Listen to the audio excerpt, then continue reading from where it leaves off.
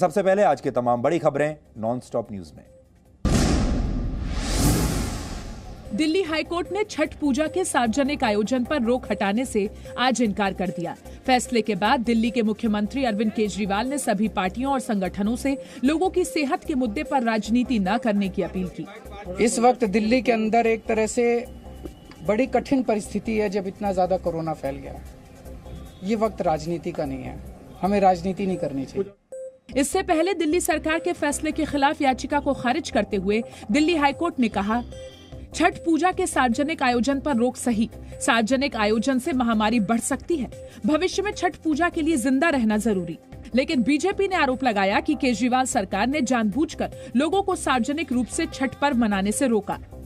दिवाले खुल रहे, मंदिर खुल गए, मस्जिद खुले हैं, सिर्फ एक छठ के ऊपर आप बैठ गए हैं। ये हम सब के लिए बड़ी पीड़ादायक है। दिल्ली में कोरोना की रफ्तार रोकने के लिए गृह मंत्रालय ने 10 टीम बनाई है। ये 10 टीम 100 प्राइवेट अस्पतालों का दौरा करेंगी। वहां बिस्तरों की क्षमता और इंतजाम का ब्यौरा जुटाकर गृह मंत्रालय को जानकारी देंगी। जी न्यूज से खास बातचीत में केंद्रीय स्वास्थ्य मंत्री हर्षवर्धन ने भी कहा कि दिल्ली में लॉकडाउन पूर्ण समाधान नहीं है। गृह मंत्री जी ने मीटिंग बुलाई, लेफ्टिनेंट गवर्नर को बुलाया, हम भी साथ में थे। अपने दिल्ली के मुख्यमंत्री को, स्वास्थ्य मंत्री को बुलाया और फिर जो कुछ करना है दिल्ली के लिए, मान लीजिए हमने कहा भाई टेस्टिंग की फैसिलिटीज़ बढ़ाइए। अब ये सब कुछ हमारे ICMR इसके लिए सारी योजना बनाकर उनकी मदद कर रहा है। दिल्ली के उप मुख्यमंत्री मनीष सिसोदिया ने भी कहा कि दिल्ली में लॉकडाउन नहीं लगेगा। आज से दिल्ली से नोएडा जाने वालों की रैंडम टेस्टिंग भी शुरू हो गई। दिल्ली में शादियों में अब सिर्फ 50 लोगों की इजाजत होगी। प्रस्ताव को उपराज्यपाल से मंजूरी भी मिल गई।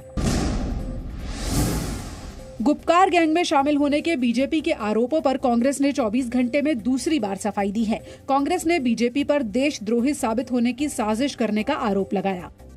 कांग्रेस से एक नेशनलिस्ट पार्टी है और इसलिए कांग्रेस के ऊपर किसी तरह के प्रश्न चिन्ह लगाना या किसी तरह की उंगली उठाना ये शोभा नहीं देता है। जम्मू कश्मीर में कांग्रेस के प्रदेश अध्यक्ष गुलाम अहमद मीर ने कहा कि पार्टी अपने सिंबल पर ही DDC चुनाव लड़ेगी। हालांकि कांग्रेस ने शुरुआत में अपना स्टैंड साफ नहीं किया था, जिस पर बीजेपी ने कांग्रेस से तीखे सवाल किए थे। मेरा ऐसा पक्का मानना है कि गुपकार का जो गुप्तचर गैंग है, जो गपकर गैंग है, उस गैंग में कांग्रेस के अध्यक्ष, जो लोकल अध्यक्ष हमारे स्टेट के, उनका जाना गुपचुप गैंग के साथ मिलकर उनकी सपोर्ट कर रहे हैं। जम्मू कश्मीर के पुलवामा में फिर आतंकी हमला हुआ है। पुलवामा के काकापोरा में आतंकियों ने आज CRPF जवानों पर ग्रेनेड फेंका, लेकिन निशाना चूकने से मुख्य चौराहे पर ब्लास्ट हो गया। हमले में 12 लोग जख्मी हो गए, जिसमें एक महिला भी है। घायलों को अस्पताल में भर्ती कराया गया है। हमले के बाद पूरा इलाका सील कर दिया गया है। सुरक्षा बल आतंकियों की तलाश कर रहे हैं। भारत का नक्शा गलत दिखाने, लेह लद्दाख को चीन का हिस्सा बताने पर ट्विटर ने माफी मांग ली है। आज संसदीय समिति में ट्विटर के अधिकारी डेमियन करन ने लिखित तौर पर माफी मांगी। ट्विटर ने गलतियां सुधारने के लिए 30 नवंबर तक का वक्त मांगा और वादा किया कि ये गलती आगे नहीं होगी। एफिडेविट रिसीव हुआ है और उस एफिडेविट में उन्होंने स्पष्ट शब्दों में अपनी गलती का एहसास और हमारी भावनाओं को, हमारी मतलब देश की जनता की भावनाओं को दुख पहुंचाने का माफ़ी मांगी है और साथ ही अपने एफिडेविट के माध्यम से ये भी कहा है कि 30 नवंबर 2020 तक वो इसको शुद्ध करने की शुद्ध कर देंगे। ट्विटर ने पिछले दिनों केंद्र शासित प्रदेश लेह लद्दाख को पहले जम्मू कश्मीर राज्य का और दूसरी बार भारत के बजाय चीन का हिस्सा बताया था। केंद्र ने इसे जानबूझकर की गई गलती बताकर ट्विटर को नोटिस जारी किया था। भारत सरकार ने ट्विटर पर कड़ी कार्रवाई के संकेत भी दिए थे।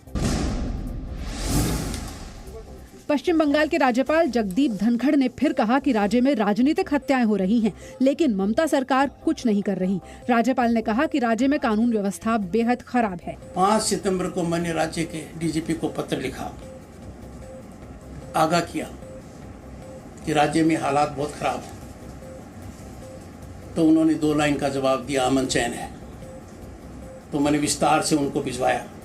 राज्यपाल का यह बयान पश्चिम बंगाल में एक और बीजेपी कार्यकर्ता की हत्या के बीच आया है।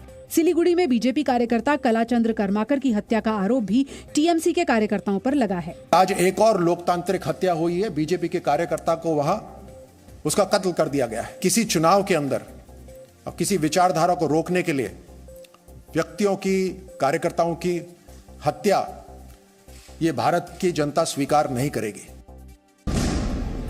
मुंबई में शिव सैनिकों ने पाकिस्तान के शहरों के नाम से चलने वाली दुकानों को निशाना बनाया। कुछ शिव सैनिक आज कराची नाम के रेस्टोरेंट पर पहुंचे और उसे कराची नाम बदलने की धमकी दी। कराची मतलब आप पाकिस्तान की हो, बराबर की हम लोग पर ज्यादा लोग वहाँ पे थे। जब ये हमारे देश की हानि होगी, अलग हो गए, तब आप यहाँ पे आ गए। आपका स्वागत है, आप निकलना करो, लेकिन कराची नाम से मत करो। कराची नाम से हमें बहुत तकलीफ है। भाव इसके दिन हमारे जवान लिए कराची नाम से नफरत है, क्योंकि आतंकवादी उनका देश है कराची पाकिस्तान है। और मैं नहीं चाहूंगा कि कराची नाम से धंधा नहीं होना चाहिए। आप परदादा है, उनको मेरा नमस्कार। हालांकि इस मामले में कोई पुलिस शिकायत दर्ज नहीं कराई गई है।